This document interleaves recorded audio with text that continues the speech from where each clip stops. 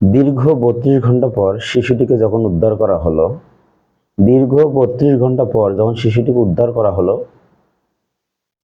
উদ্ধার করার পর যখন হাসপাতালে নিয়ে যাওয়া হলো, হাসপাতালের চিকিৎসকরা তখন তাকে মৃত ঘোষণা করা হলো। এই মা, সানজিদের মা কিভাবে এই শোক সহ্য করবে?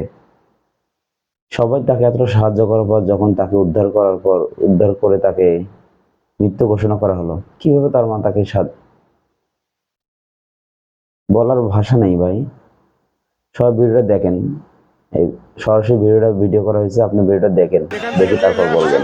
সম্ভবত শিশুটিকে উদ্ধার করা হয়েছে, প্রিয় দর্শক আপনারা দেখছেন শিশুটিকে উদ্ধার করা হয়েছে, আপনারা দেখছেন শিশুটিকে উদ্ধার করা হয়েছে, শিশুটিকে উদ্ধার করে নিয়ে আসছেন ফায়ার সার্ভিসের কর্মীরা। দীর্ঘ ৩২ ঘন্টার উদ্ধার অভিযানের শেষে শিশুটিকে উদ্ধার করে নিয়ে আসছেন, আপনারা দেখছেন।